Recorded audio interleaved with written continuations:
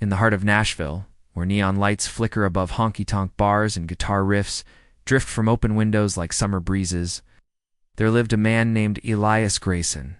He wasn't famous anymore, not like he used to be. Back in the 80s and 90s, his name carried weight in the music world. Producers, singers, even record label execs would hold their breath when he walked into a room. He had a gift. He could hear something in a voice that nobody else could, truth. Not perfection, not polish, but raw, unfiltered honesty wrapped in melody. He'd discovered singers in diners, on subway platforms, even once behind a laundromat, humming while folding socks. Those voices went on to fill stadiums, win Grammys, and echo through generations. But that was decades ago now. Elias lived alone in a weathered house on a hill just outside downtown, surrounded by overgrown magnolias and silence. His wife Clara had passed away 3 years earlier after a long battle with illness. After her funeral, he packed up his studio, boxed his awards, and walked away from the music business altogether. He stopped answering calls, turned down interviews, and politely declined every reunion or tribute offer that came his way. The world thought he'd gone eccentric or bitter, but the truth was simpler. Music had lost its meaning without her to share it. Still, every morning without fail, Elias made coffee in the same chipped blue mug she'd given him on their 10th anniversary, sat on his porch swing, and listened. Not to records or playlists, just to the sounds of the neighborhood, kids laughing on their way to school, distant saxophone practicing scales, the creak of an old oak tree swaying in the wind. He listened like someone trying to remember a dream. Then one Tuesday, in early September, something unexpected happened.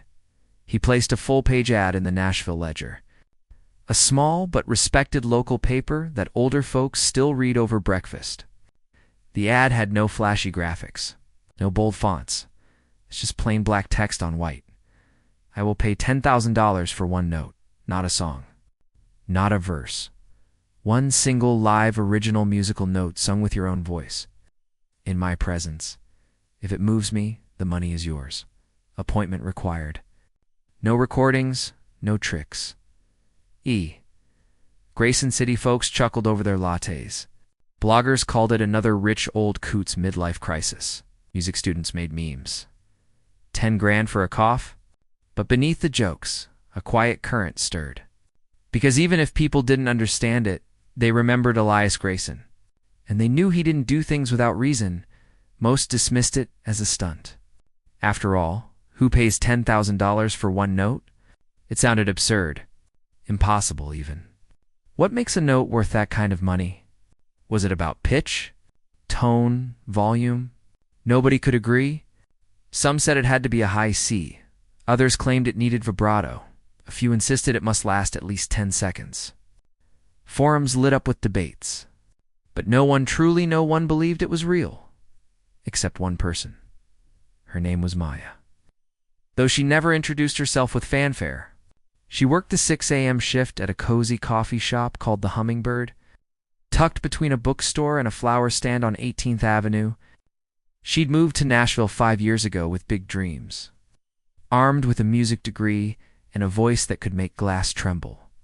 Her professors had called her a once-in-a-generation soprano, and for a while she believed them. She sang in recitals, competed in festivals, even auditioned for a few indie labels. But then her mother got sick.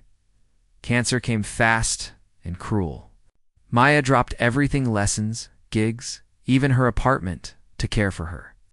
She sang to her mother every night in that dim hospital room, soft lullabies from their childhood in New Mexico.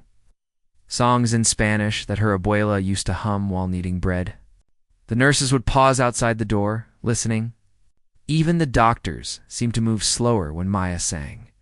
When her mother passed, Maya tried to return to music. She scheduled a small memorial concerta tribute with piano and voice. But halfway through the opening phrase, her throat closed. Her breath vanished. She stood frozen on stage, mouth open, sound trapped inside like a bird in a cage. The silence that followed was heavier than any note she'd ever sung. After that, she never performed again. Now, she lived quietly. She rented a tiny apartment above a hardware store, paid her bills with coffee tips and weekend shifts at a dog walking service, and kept her old sheet music in a shoebox under her bed untouched. She still sang sometimes, but only when absolutely alone, in the shower, on long walks through the woods behind her building, or late at night with the windows cracked open just enough to let the sound slip out like a secret. She read the ad on a slow Thursday morning while wiping down the espresso machine. At first, she laughed a short, surprised sound that startled the barista next to her. "What's so funny?" they asked. "Nothing," Maya said, folding the paper and tucking it into her apron pocket. But her fingers trembled. That night, she couldn't sleep. She kept replaying the words in her head. One note. $10,000. She knew it wasn't about the money, not really, but the idea. The idea that someone, somewhere, still believed a single human voice could be worth something. It cracked open a door inside her she'd welded shut. The next morning, she called the number listed in the ad. A recorded voice answered, "Leave your name, contact, and why you're calling."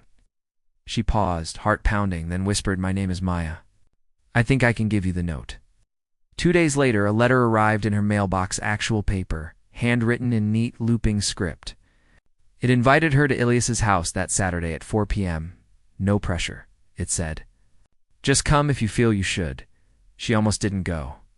On Saturday morning, she paced her apartment, rehearsing excuses in her head. It's a trap. He'll laugh. I'll choke like last time. But then she thought of her mother's hands, rough from gardening, always reaching for hers. She thought of how her mom used to say, "Mia, your voice is your soul speaking. Don't ever lock it away." So she washed her face, put on her only nice dress, a simple navy blue thing from a thrift store, and walked to the bus stop with her heart trying to escape her chest. The house was exactly as she'd imagined. Old, quiet, nestled among trees with a wraparound porch and a faded green door. Wind chimes tinkled softly in the breeze. When she knocked, the door opened almost immediately. Elias stood there, taller than she expected, with silver hair and eyes that looked like they'd seen too many sunsets. He didn't smile right away, but he didn't frown either. He just studied her calmly, like she was a song he was trying to recognize. "You're the one who called," he said. "Yes," she said, gripping the strap of her bag. "I'm Maya." He nodded. "Come in." The inside was nothing like a music producer's mansion. No gold records on the walls, no flashy equipment. Just warm wood floors, bookshelves overflowing with paperbacks, and a grand piano in the corner covered with a faded quilt. The air smelled like cinnamon and old paper. He gestured to a worn armchair. "Sit, you thirsty." She shook her head, then changed her mind. "Water, please." He brought her a glass, then sat across from her in a matching chair that groaned under his weight. For a long moment, neither spoke. Maya stared at her hands. Elias watched the sunlight move across the floor. Finally, he said, "Why did you come?" She swallowed. "I read your ad and I used to sing. I haven't in a while. Why not?" The question hung in the air like a held breath. She wanted to lie. Say she got busy, changed careers, lost interest. But something in his silence invited honesty. "I lost someone," she said quietly. "And when I tried to sing afterward, I couldn't." He nodded slowly, as if he already knew. "And now? I don't know. Maybe I just needed to see if the voice is still there." Elias leaned forward, resting his elbows on his knees. $10,000 is a lot of money for one note. "I know. But I'm not paying for pitch or range or technique," he said. "I'm paying for truth. Can you give me truth?" She looked up, meeting his eyes for the first time. They were kind, not judging. "Just waiting. I don't know," she admitted. "But I'll try." He stood, walked to the piano, and lifted the quilt. Dust floated in the sunlight. "We don't have to do it today," he said. "You can come back tomorrow, or next week, or never. Your choice." Maya sat there, heart racing. She looked at the piano, at the empty space beside it, at the man who once moved mountains with a whisper and now lived in quiet, "I'll stay," she said. And just like that, the silence between them changed. It wasn't empty anymore. It was full of possibility. Outside, the wind picked up, rustling the leaves like pages turning in a book. Somewhere down the street, a child laughed. And inside that quiet house, something long buried began to stir. The days that followed weren't what Maya expected. She braced herself for drills, warm-ups, or pressure to perform right away. But Elias didn't ask her to sing, not even once. Instead, he made tea. Chamomile steeped just long enough to turn golden, served in mismatched mugs that clinked softly when set on the worn wooden table between them. They sat mostly in silence at first. Not the kind of silence that felt awkward or heavy, but the kind that settled like a blanket on a cold evening, quiet but comfortable. Outside, rain began to fall on the second morning, soft at first, then steady, drumming against the roof and tapping on the window panes like someone gently trying to get in. Elias watched the rain for a long time before speaking. "You ever notice how rain sounds different depending on where you are?" he asked, voice low.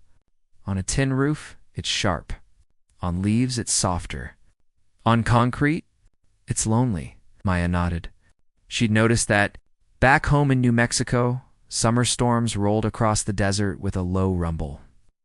And when the rain finally hit the dry earth, it smelled like dust and promise. She hadn't thought about that smell in years. They talked about little things, what kind of coffee she liked, black, no sugar, whether he still listened to records only on Sundays, if she missed the mountains every day. Slowly, the space between them filled not with performance or pressure, but with presence. On the second afternoon, Elias walked to the piano and opened it. Not to play, but just to let the wood breathe. He ran a hand along the keys, the way someone might touch an old friend's shoulder. "Music isn't just sound," he said. "It's memory. It's what you carry when no one's watching." Maya looked down at her hands. She hadn't touched a piano since her mother's funeral. Back then, she used to accompany herself simple chords that supported her voice like roots holding up a tree. But now, even the thought of placing her fingers on ivory made her palms sweat. "Why one note?" she finally asked, her voice barely above a whisper. Elias turned from the piano, eyes thoughtful. "Because one note is honest. A song can hide behind words, rhythm, harmony, but a single note? It's naked. It's just your breath, your heart, your pain, or joy, or hope, and nothing else to cover it. If that note is real, it'll stop time for someone. Just for a second. That's all I'm asking for." Maya swallowed. That sounded more terrifying than singing an entire opera. That evening, as dusk painted the sky in streaks of lavender and orange, Elias lit a small oil lamp on the mantel. The room glowed warm and amber. He didn't bring up music again. Instead, he told her about Clara Howe. They met at a tiny jazz club in Chicago. How she hated his cologne, but loved the way he tapped his fingers to the beat on dinner tables. How she'd hum while folding laundry off-key, but full of joy. She wasn't a singer, he said with a faint smile, but her voice, it held our life together. When she got sick, I'd sit by her bed and just listen to her breathe. Sometimes, that was enough. Maya felt something loosen in her chest. She hadn't talked about her mother since the funeral. But sitting there, in that quiet room filled with rain-scented air and soft lamplight, she found herself speaking. "She used to sing me a lullaby," Maya said. "In Spanish, about stars and rivers. I don't even remember all the words now, but I remember how her voice felt like being wrapped in a quilt on a winter night." Elias didn't interrupt. He just listened, his eyes soft, as if holding her words gently so they wouldn't break. "I tried to sing it at her service," Maya continued, voice trembling now, but my throat closed up. "I stood there, in front of everyone who loved her, and I made no sound. It felt like I'd failed her." "You didn't fail her," Elias said quietly. "Grief isn't a performance. You don't have to prove you loved someone by singing perfectly. Sometimes, just showing up is enough." Ow. She blinked back tears, surprised by how much those words meant. The next morning, the rain stopped. Sunlight poured through the windows, catching dust motes in the air like tiny sparks. Elias brought out 2 chairs and set them near the open window that looked out onto his overgrown garden. A sparrow hopped along the fence, chirping. He didn't say anything for a long time. Just sat, breathing in the damp morning air. Then, softly, Maya began to hum. It wasn't planned. It wasn't even conscious. It just rose from somewhere deep inside, like steam from hot water. A single tone, low and warm, the way her mother used to hum while stirring soup on the stove. She didn't hold it long. Just a breath, a sound, then silence. But Elias turned his head slowly, as if he'd heard something sacred. Neither of them spoke about it afterward. But that small hum changed everything. From then on, Maya came every day. Not because she had to, but because she wanted to. She'd arrive in the late afternoon after her shift at the coffee shop, still smelling faintly of roasted beans and steamed milk. Elias would have tea waiting. Sometimes they'd sit on the porch and watch the squirrels dart through the trees. Other times, they'd stay inside, listening to old vinyl records, Billie Holiday, Nina Simone, even a little Bob Dylan, never analyzing, just feeling, and slowly, almost without noticing, Maya began to make sounds again. Not full songs, not even phrases, just fragments. A sigh shaped like a note. A breath held just a second longer. A hum that trailed off into silence. Elias never recorded her. Never corrected her pitch. Never said, "Do it again." He simply listened fully. Patiently, as if each tiny sound was a message from a faraway place he was honored to receive. One afternoon, as golden hour flooded the room with honey-colored light, Maya stood near the piano. She wasn't planning to sing. She was just standing there, looking at the keys, remembering how her mother used to place a vase of wildflowers on top of their old upright piano back home, without thinking. She opened her mouth, and out came one note, clear, steady, full of something too deep for words. It wasn't loud. It wasn't flashy. But it hung in the air like a tear suspended in sunlight, pure, fragile, and unmistakably real. Elias didn't move, didn't blink. He just sat in his chair, eyes closed, as if the note had wrapped around him and wouldn't let go. When it faded, the silence that followed wasn't empty. It was full of everything left unsaid, of years of grief and love and longing, all poured into a single breath. Maya's hands shook. She expected him to say something, anything. But he stayed quiet, his face calm, though a single tear slid down his cheek and disappeared into his beard. She didn't know if that was the note he'd been waiting for. She didn't ask. And he didn't tell her. Instead, he stood slowly, walked to the kitchen, and poured 2 cups of tea. He handed one to her, their fingers brushing for just a second. "Thank you," said simply. That night, Maya didn't sleep much. Not because she was anxious, but because something inside her had shifted. It wasn't that she'd gotten over her grief. She knew that wasn't how it worked. But for the first time in 2 years, she didn't feel like her voice was a ghost. It was still hers. Wounded, maybe. Quiet, definitely. But hers. The next morning at the coffee shop, she found herself humming while wiping down the counter. A customer looked up and smiled. "That's pretty," they said. Maya just nodded, but inside, something warm bloomed. Back at Elias's house, that afternoon, she didn't say much. She just sat in her usual chair, sipped her tea, and watched the light move across the floorboards. Elias played a slow, gentle melody on the piano, nothing fancy. Just a few chords that seemed to breathe with the room, after a while. He stopped and looked at her. "You know," he said, "I never really cared about the $10,000. Maya raised an eyebrow. "I just needed someone to remind me why music matters," he continued. "Not sales. Not charts. Not even talent. Just why it's worth making at all." She thought about that. Then she said, "Maybe I needed the same thing." He nodded. Then we helped each other. They sat in comfortable silence after that.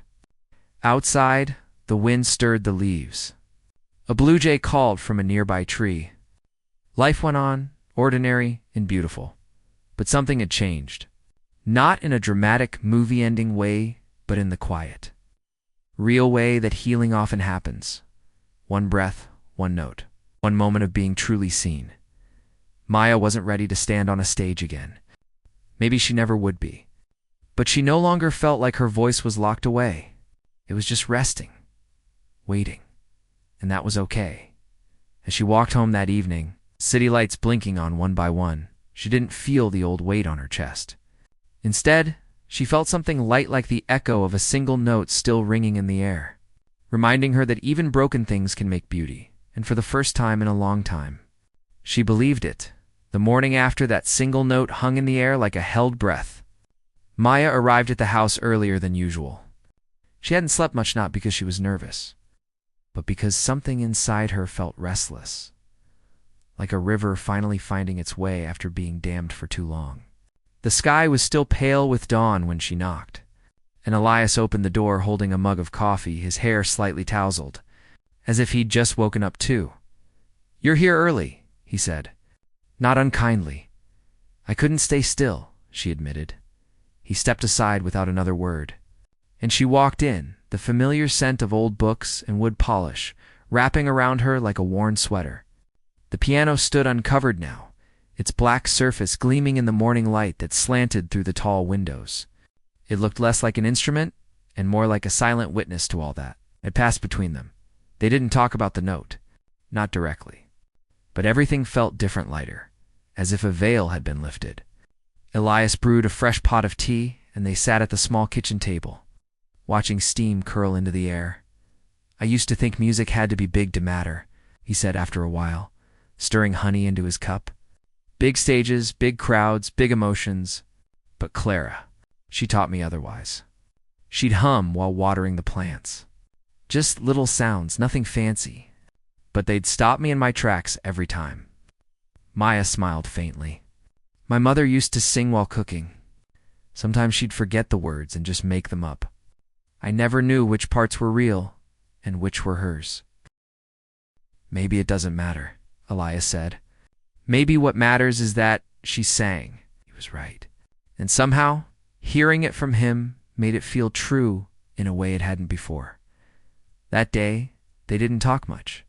Instead, Elias played the piano soft, meandering pieces with no name or structure, just sound flowing like water over stones. Maya sat nearby, eyes closed, letting the music wash over her without trying to understand it or remember it or fix it.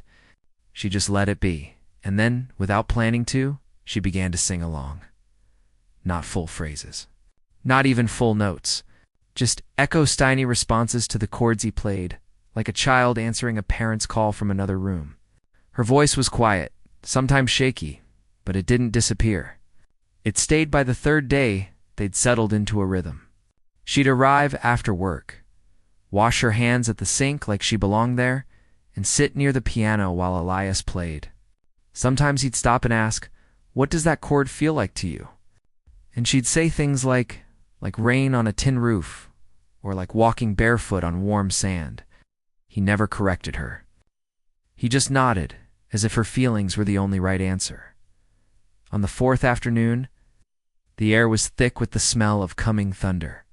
Clouds rolled in, slow and heavy, turning the sky a deep gray. Elias lit a few candles, not because it was dark, but because the flicker felt comforting. Alive.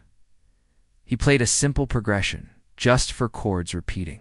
Soft as a heartbeat, Maya stood. She didn't plan to. Her body just moved, drawn to the center of the room like a compass pointing north. She closed her eyes, took a slow breath, and let the air fill her. Not too much. It's not too little, just enough. Then she sang. One note. But this time it wasn't just a sound. It was everything. It carried the ache of her mother's empty chair at the kitchen table, the guilt of that silent stage, the loneliness of nights spent staring at the ceiling. But it also held the warmth of her mother's hands, the smell of her perfume, the way she'd laugh at her own silly jokes. It held hopes, small, fragile. But there, like the first green shoot pushing through cracked concrete, the note rose, clear and steady, then bloomed with a gentle vibrato, like a leaf trembling in a breeze. It didn't try to impress. It didn't try to be perfect. It just was, Elias stopped playing. The room fell utterly still except for that one note, stretching through the air like a thread connecting past and present, grief and grace. When it finally faded, neither of them moved. Elias sat with his hands resting on the piano keys, eyes closed, face calm.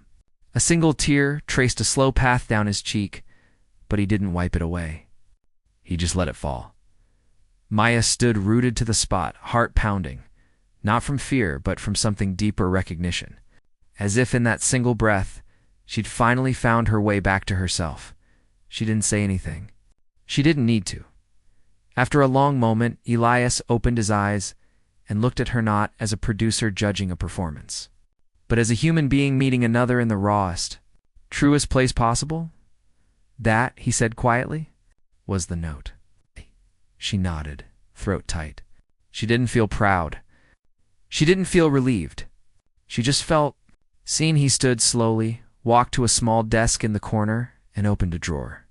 From it, he pulled out a plain white envelope. He handed it to her without a word. She knew what was inside. $10,000. The promise he'd made. She took it, fingers brushing the paper. It felt heavy, not because of the money, but because of what it meant. Trust, belief, the quiet courage to say, "Your voice matters even if it's only one note." "Thank you," she whispered. He shook his head. "No, thank you."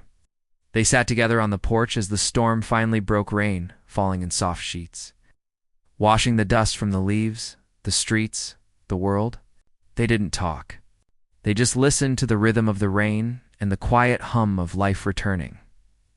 Later, as Maya prepared to leave, Elias stopped her at the door. "Before you go," he said, "there's something I'd like to ask." She turned. "I'd like to share that moment," he said gently.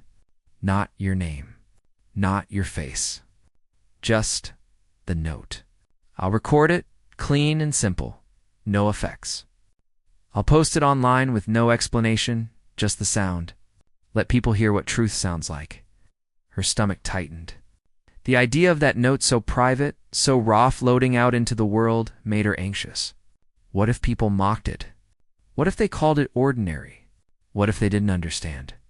But then she remembered how it felt to sing it. How, for the first time in years, she hadn't been thinking about being heard. She'd just been feeling. And maybe someone out there needed to hear that kind of honesty. She took a breath. "Okay," she said, "but no name, no story. Just the note, he promised. She left the house that evening, walking slower than usual, the envelope tucked safely in her bag. The rain had stopped, and the air smelled clean, like the world had been rinsed and reset. Street lights flickered on one by one, casting long shadows on the wet pavement. Back at her apartment, she didn't open the envelope right away. She placed it on her kitchen table, made a cup of tea, and sat with it, letting the weight of what had happened settle into her bones. She thought about her mother. Would she be proud? Not of the money or the performance, but of the courage it took to try again. She liked to think yes. The next morning, she went to work as usual. Poured coffee, smiled at regulars, wiped counters. But something had shifted inside her. She didn't feel like someone hiding. She felt like someone returning. That afternoon, she went back to Elias's house. He was in the garden pruning a rose bush that had gone wild. "You came back?" he said, not looking up. "I wanted to hear it," she said. "The recording?" He nodded, wiped his hands on his jeans, and led her inside, in the living room. He'd set up a simple microphone near the piano. He pressed play on a small recorder, and there it was, her note. Clean, unadorned. Just her voice, pure and present, floating in silence. Hearing it outside her own body was strange. It was smaller than she remembered, more fragile, but also stronger. Because it wasn't trying to be anything but itself. She listened all the way through, then sat in silence for a long time. "It's beautiful," Elias said softly. She shook her head. "It's just a sound." "I know," he said. "It's a gift." A week later, the recording went live. He posted it on a quiet corner of the internet, a small audio. Platform musicians used Dunder, the title one note, no description. No links. No name. Just 12 seconds of sound and a single sentence. This is what truth sounds like. At first, nothing happened. A few curious clicks. A couple of shares.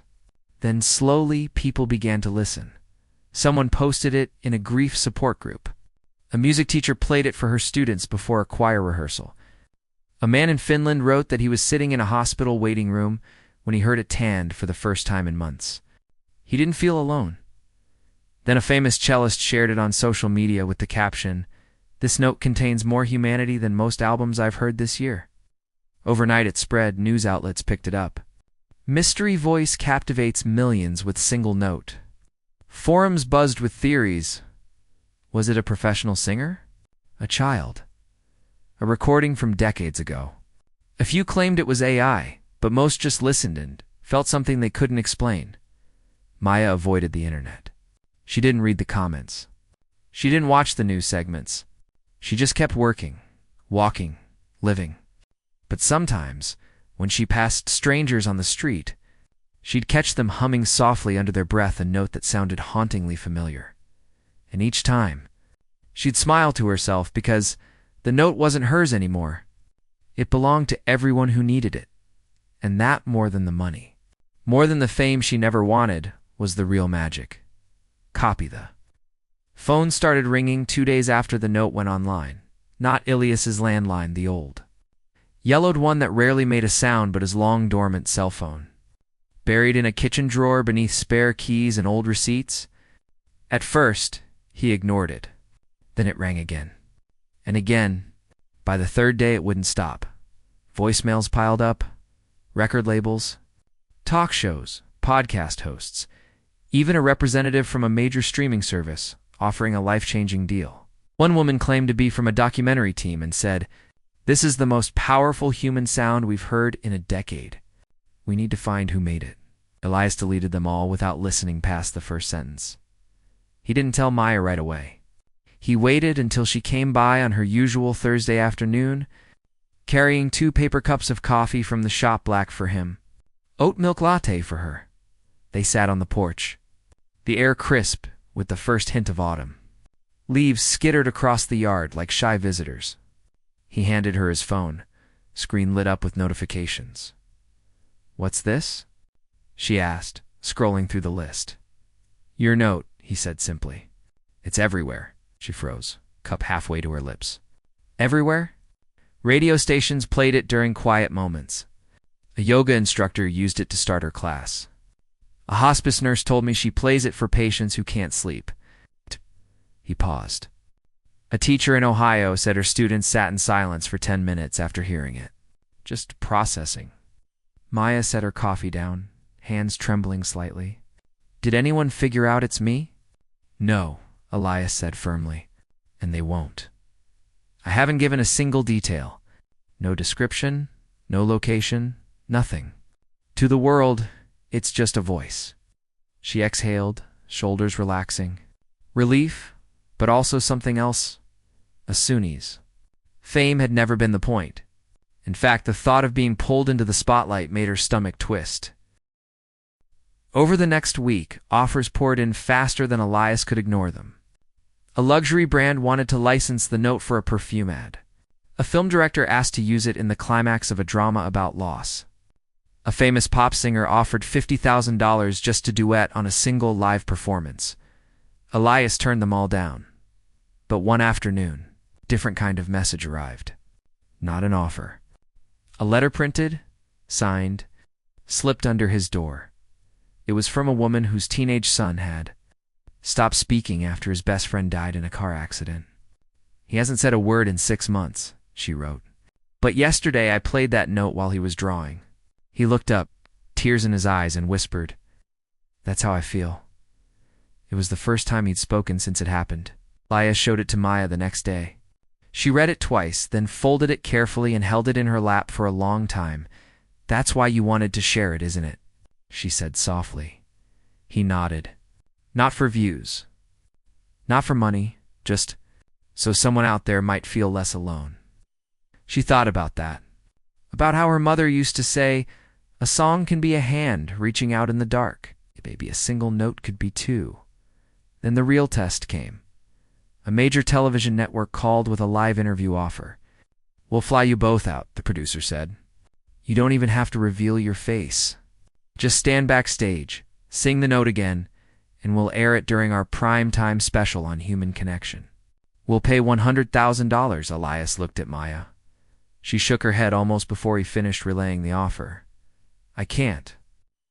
Not live. Not on TV? It wouldn't be the same." "It doesn't have to be," Elias replied gently. "But it could reach millions more." She stared out the window at a flock of geese flying south in perfect formation. "What if I mess it up? What if I freeze like last time?" That note. It came because it was just us. Quiet. Safe. If I try to recreate it for cameras and lights and strangers, it'll feel like pretending. Elias didn't argue. He just poured more tea later that evening. As she walked home under a bruised purple sky, Maya's phone buzzed in her pocket. A text from her old university vocal coach. "Is it you? Please tell me it's you. If it is, I'm so proud." Not because she wasn't grateful, but because she wasn't ready to be found. The next morning, instead of going straight to work, she took a long walk through the park. It was empty except for an elderly man feeding pigeons and a young girl practicing violin under a maple tree. The girl hit a sour note and groaned in frustration. Maya paused. "Try it softer," she said gently. The girl looked up, surprised. "What?" "The note. Don't push it. Let it come out like a sigh." The girl blinked, then tried again, this time with less force, more breath. The note rang clear and sweet. Her eyes lit up. "Thank you." Maya smiled and kept walking. But something clicked inside her. That afternoon, she went to Elias's house with a new kind of certainty in her step. "I've been thinking," she said, sitting across from him at the kitchen table. "All these offers. They want me to perform, to repeat it, but that note wasn't a product. It was a moment." He nodded slowly. "Exactly. So what if, instead of accepting their deals, we use the money, the $10,000, to do something else?" He raised an eyebrow. "Like what?" "A music space," she said. "Not a studio. Not a stage. Just a room where kids who've lost someone can come and make sound, any sound without pressure. No judges, no audience. Just a piano, some instruments, maybe a few chairs. A place where silence is okay, and singing is okay, and crying is okay too." Elias was quiet for a long moment. Then a slow smile spread across his face. "You want to build a sanctuary," she said, "for voices that got stuck." He leaned back in his chair, eyes distant like he was already seeing it. "I know just the place." It turns out, a community center downtown had a small, unused room, once a storage closet, then a broken art room gathering dust for years. The director, an old friend of Elias's, agreed to let them use it for free if they handled the setup, so they began. Maya spent her days off scraping paint off the walls, hanging secondhand curtains, and arranging mismatched chairs in a loose circle. Elias called in favors, got a gently used keyboard donated, a couple of acoustic guitars, even a small upright piano from a retiring teacher. They didn't make it fancy, just warm, soft lighting. A shelf with books about grief and music, a box of tissues in the corner, and a sign on the door that read, "All sounds welcome." The first group was small, 3 kids, ages 8 to 13, all referred by school counselors. None of them spoke much at first. One boy just sat with his hands in his pockets, staring at the floor. A girl doodled in a notebook, her pencil pressing so hard it tore the page. Maya didn't ask them to sing. She just sat with them, played a few simple chords on the piano, hummed a little, let the silence breathe. Then, on the 3rd session, the boy looked up. "Can I try?" he asked, voice barely above a whisper. Maya nodded. He walked to the piano, placed his fingers on the keys, clumsy, unsure, and pressed one note. It was off-key, too loud, short, but when it rang out, the girl stopped drawing. The 3rd child, who hadn't said a word in 2 weeks, looked up, and Maya saw it, the same flicker she'd seen in Elias's eyes, When she sang that first true note, recognition, relief, the beginning of release, she didn't record it. Didn't post it. Just smiled and said, "That was yours." And it mattered. News of the little room spread quietly, not through headlines, but through counselors, teachers, neighbors. More kids came. Then a few adults, a young woman grieving her partner, a veteran who said music was the only thing that calmed his nightmares. Elias started coming to not as a producer, but as a listener. Sometimes he'd play gentle accompaniment. Other times he'd just sit in the back, eyes closed, absorbing the raw, imperfect sounds filling the room. One rainy afternoon, as the group ended, the girl who used to doodle handed Maya a folded piece of paper. Inside was a drawing, a single note floating above a cracked heart. Stitching it back together, "I named it the note that fixed nothing but helped everything," she said shyly. Maya pinned it to the wall. Meanwhile, the online buzz around the original recording hadn't died down, it had just changed. People weren't hunting for the singer anymore. They'd accepted the mystery. Instead, they shared how it made them feel. Teachers used it in mindfulness exercises. Therapists incorporated it into sessions. Someone even made a short animated film where the note traveled through a dark city, lighting windows one by one, and through it all, Maya stayed hidden, not out of fear, but out of respect for the quiet magic of what had happened. She wasn't a performer.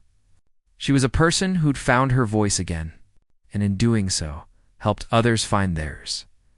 One evening, as she locked up the community room, Elias met her outside. "You turned $10,000 into something that can't be measured," he said. She smiled. "You helped me see that the note was never the end. It was the beginning," he nodded, looking at the building like it was sacred ground.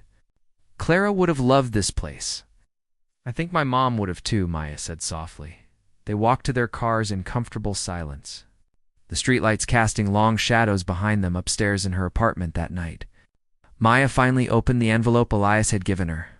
She counted out enough to cover her mother's lingering medical bills, something that had haunted her for years. The rest, she deposited into a new account, the Listening Room Fund. She didn't feel rich, but for the first time since her mother died, she felt free, not because of the money, but because she'd stopped hiding, and somewhere, in a dozen different cities, people played that 12-second note, not to analyze it, not to copy it, but just to remember that even in the deepest silence, a human voice can still say, "I'm here. You're not alone." That was worth more than $10,000. That was worth everything. Copy ask it. Keen Translate Noose Winter came softly to Nashville that year, wrapping the city in a hush of early sunsets and frost-kissed mornings. The little room downtown, the one with the piano, mismatched chairs, and the drawing of the healing note pinned to the wall, was warmer than ever. Not from the heater, though that helped, but from the quiet hum of human presence that gathered there twice a week like clockwork. Maya no longer worked the morning shift at the coffee shop. She'd cut back to weekends only, using the rest of her time to run the space they'd started calling the Listening Room. It wasn't official. There were no brochures, no website, no logo, just a room open to anyone carrying a loss too heavy to name. And somehow, word had spread not through ads or posts, but through counselors, teachers, librarians, even grocery store clerks who'd noticed someone's eyes looked tired in a way that went deeper than SLEEPLESSNESS. On this particular Tuesday, snow dusted the sidewalks like powdered sugar. Maya arrived early, brushing flakes from her coat before unlocking the door. Inside, the piano waited, its lid open, keys gleaming under the soft glow of string lights someone had donated last month. She lit a few candles. Vanilla and cedar set out mugs for tea. Nothing fancy, just warmth. By the time the first visitor arrived, a teenager with headphones around, his neck and eyes that hadn't quite decided whether to trust the world yet. Maya was already humming as she stirred honey into a pot of chamomile. He didn't say much, just nodded, took a seat in the corner, and pulled out a notebook. But after a while, when Maya played a simple melody on the piano, just 3 notes, over and over, he began tapping his foot. Slowly, gently, like his body remembered rhythm, even if his heart wasn't ready to join in. That was enough. Elias didn't come every session anymore. But he stopped by often, sometimes with a thermos of soup. Other times with a new harmonica or a box of colored pencils for the younger kids. He'd sit in the back, eyes closed, listening not to the notes, but to what lived between them. Grief, hope, confusion, the quiet courage it took to show up. He'd started producing again. But only small things recordings for local poets, background music for a non-profit storytelling project. Even a lullaby album for families in the neonatal ICU. Nothing flashy, nothing for charts or sales, just sound made with care. People noticed the change in him. At the grocery store, the cashier said, "You seem lighter these days." He just smiled and said, "I'm listening again." And he was. One afternoon, as Maya swept the floor after a session, she found a folded piece of paper tucked under a chair. It was from a woman who'd come only once, clutching a photo of her daughter. On the paper she'd written, "Today I hummed in the shower for the first time in 3 years. Thank you for making space for broken sounds." Maya taped it to the wall beside the drawing of the note. The $10,000 was long gone, used for piano tuning. New strings, heating bills, even bus passes for kids who couldn't afford the ride downtown. But somehow, the room never ran out of what it needed. A local bakery started donating day-old bread. A retired music teacher volunteered to help with beginner lessons. Someone left a bag of scarves and gloves by the door one freezing morning, with a note for anyone who walks here with cold hands and a colder heart. It wasn't perfect. Some days, no one came. Some days, someone left in tears, but that was okay. The room wasn't there to fix people. It was there to hold them just as they were. Maya never sang that famous note again, not in public, not even in private. Not because she couldn't, but because it wasn't hers to repeat. It had been a moment, pure and fleeting, born from a specific kind of stillness that couldn't be recreated on command. And that was fine. She didn't need to. Her voice now lived in other ways, in the way she encouraged a shy boy to pluck a guitar string, in the lullaby she softly sang to a grieving grandmother who'd lost her grandson, in the silence she held when words weren't enough. One Saturday, as golden afternoon light poured through the windows, a little girl, no older than 6, sat at the piano. Her mother stood by the door, eyes red-rimmed but soft. The girl had lost her dog a week earlier and hadn't spoken since. Maya didn't rush her. She just sat nearby, quiet. After 10 minutes of staring at the keys, the girl reached out and pressed one. A single note rang out clear, sweet, a little shaky. The room didn't applaud. No one even smiled too big. Everyone in the room felt it, the same tremor of truth that had once moved an old producer to tears. Maya leaned over and whispered, "That was beautiful." The girl looked up, eyes wide. "Really? Really?" Maya said.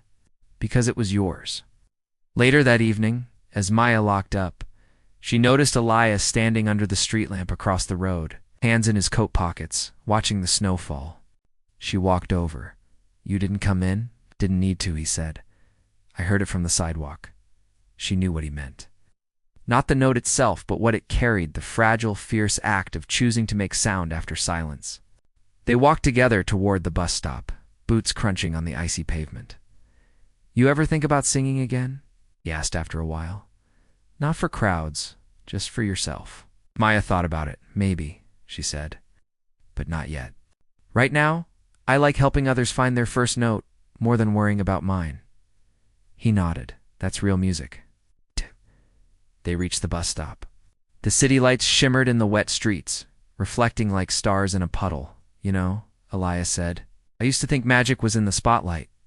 Big stages, standing ovations, records going gold. But now I see it's quieter than that." "Where is it then?" "Us," she asked. "In rooms like yours," he said. "Us." In a single note sung by someone who thought they'd never speak again. In the space between "I'm broken" and "but I'm still here," the bus pulled up. Exhaling a cloud of warm air as the doors opened, Maya stepped on, then turned back. "Thanks," she said simply. "For what?" "For believing a voice could matter, even when it's barely a whisper." He touched the brim of his heta habit he'd picked up years ago, one Clara used to tease him about. "No," he said. "Thank you for reminding me what music is really for." The bus pulled away, and Elias stood there for a long time, watching the snow fall, listening to the city breathe. Back at her apartment, Maya made tea and sat by the window.